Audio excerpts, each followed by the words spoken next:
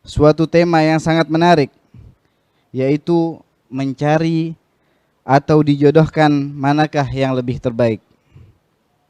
Langsung saja kita akan bertanya kepada Habib Segaf dengan tema ini. Ya Habib, mencari jodoh atau menunggu jodoh ya Habibana?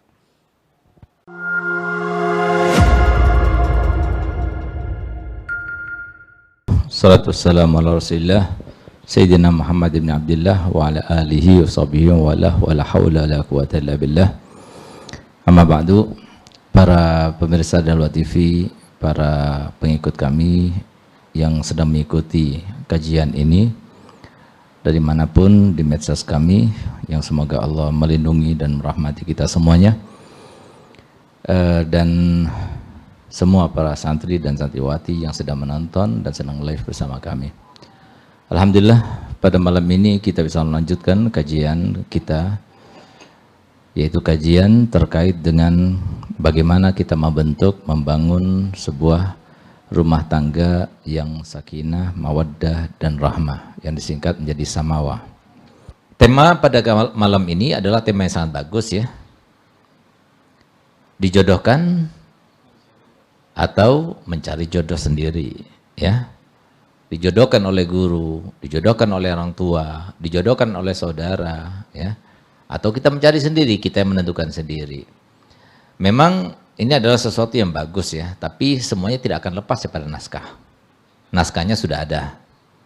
Sebagaimana disebutkan bahwasanya kehidupan ini adalah panggung sandiwara. Naskahnya sudah ada. Sutradaranya siapa? Sutradaranya adalah Allah Subhanahu wa taala. Nah, oleh karena itu, maka di sini kita harus memastikan bahwasanya diri kita itu berada di dalam sesi yang mana, gitu loh. Di dalam ranah yang mana? Dua-duanya itu adalah ketentuan Allah, naskah Allah. Cuma kita harus meresponnya dengan baik. Dijodohkan orang tua perlu diketahui. Ada sisi baiknya, ya mungkin ada sisi kekurangannya di dalam persepsi kita atau menurut persepsi kita. Sisi baiknya itu apa?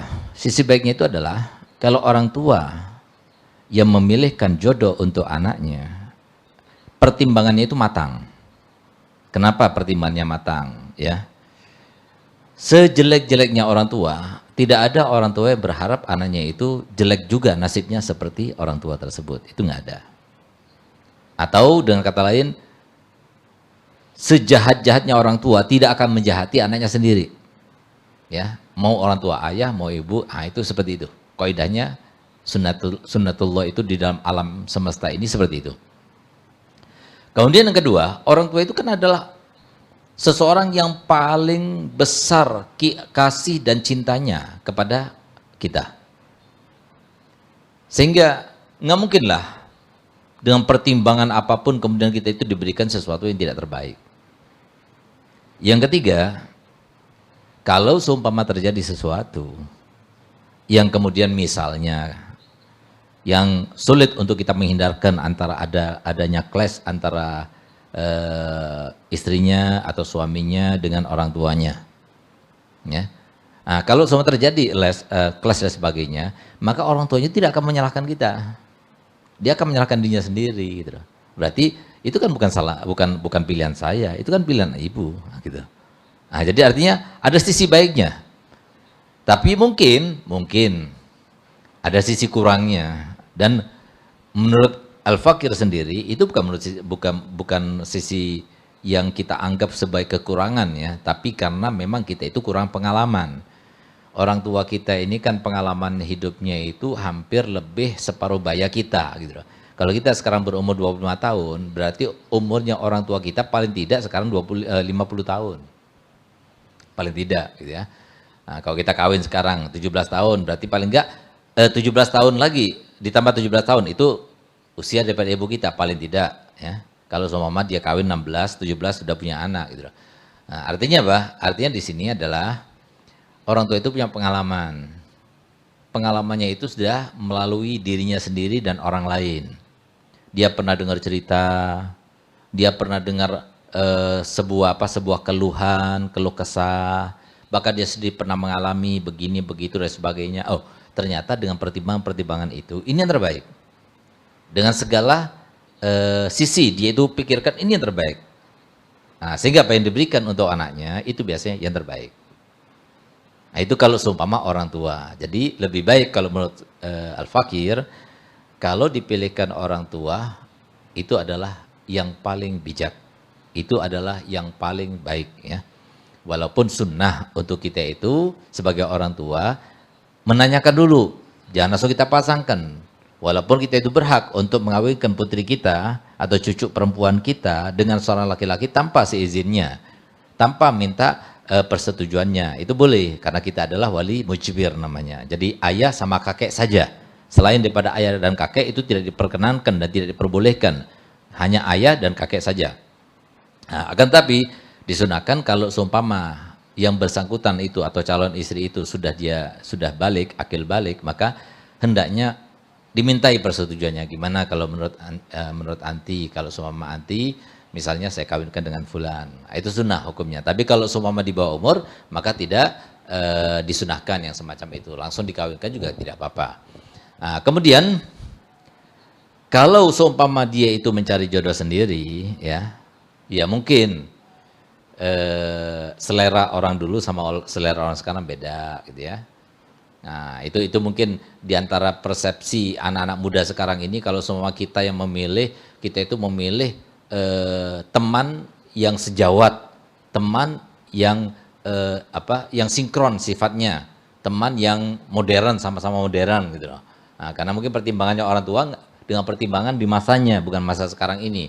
Tapi kan yang lebih tahu dengan kebutuhan kita kan kita sendiri, bukan orang tua. Ah, itu bisa jadi pertimbangan anak-anak seperti itu, sehingga itu mau cari sendiri, nggak mau dijodohkan.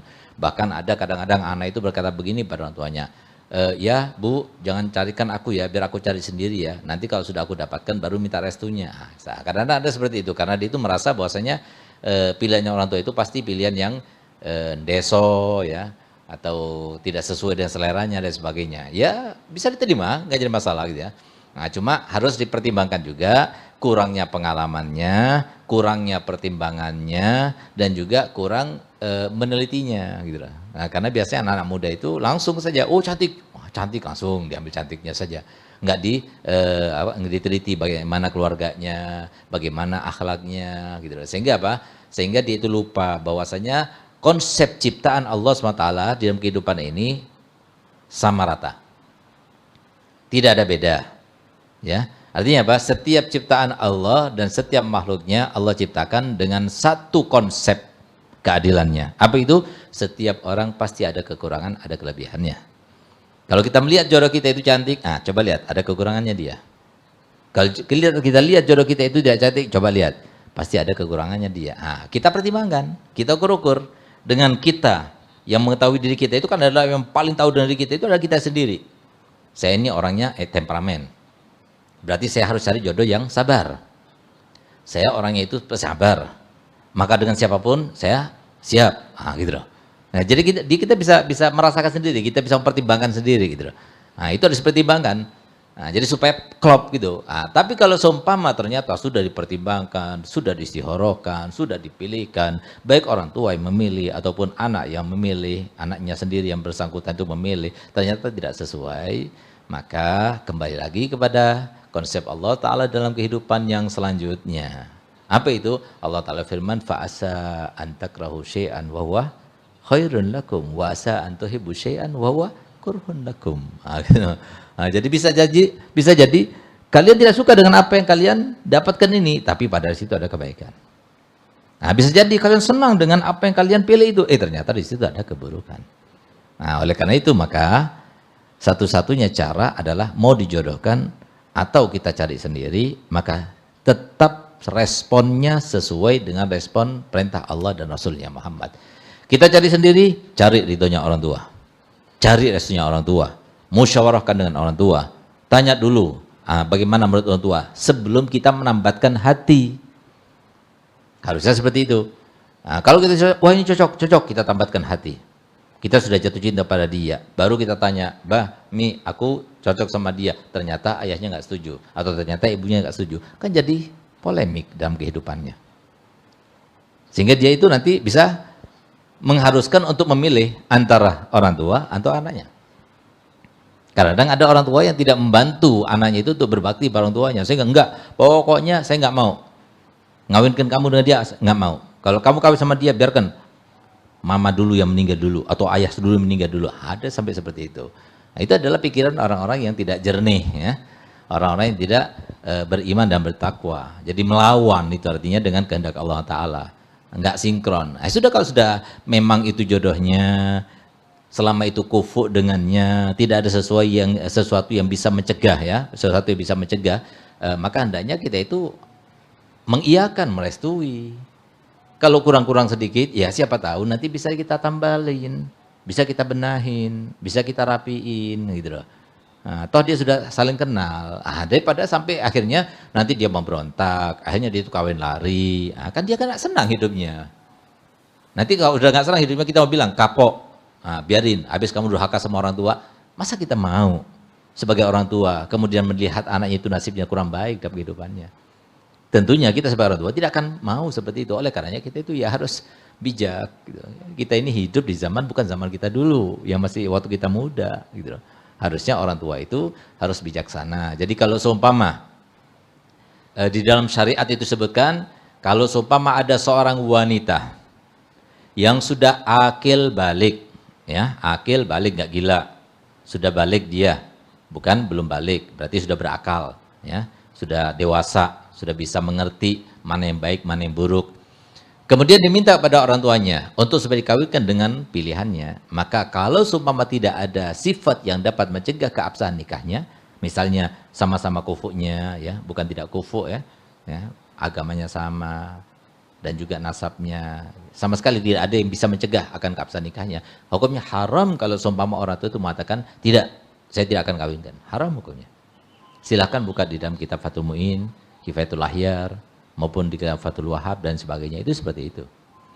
Nah, jadi begitu pula ketika orang tua sudah ingin melaksanakan kehendaknya, ingin menikahkan, ingin menjodohkan dan sebagainya, sebagai seorang anak itu hendaknya manut, turut saja. Kita lihat kan, dan belum kita berlalu dari waktu yang sangat istimewa, dari sebuah sejarah yang sangat fenomena. Apa itu? Sejarah Nabi Allah Ismail alaihissalam, di mana dia itu diminta oleh orang tuanya untuk disembelih karena perintah Allah SWT kepada ayahnya tersebut. Apa kata Sayyidina Ismail? Wahai ayahku, jika itu adalah perintah Allah Ta'ala, lakukanlah. Insya Allah engkau akan mendapatkan diriku ini termasuk orang-orang yang sabar. Nah, itu harusnya anak seperti itu. Jadi kalau sudah orang tua menentukan apa, sudah nggak usah pakai bilang begini, begitu dan sebagainya. Udah jalankan.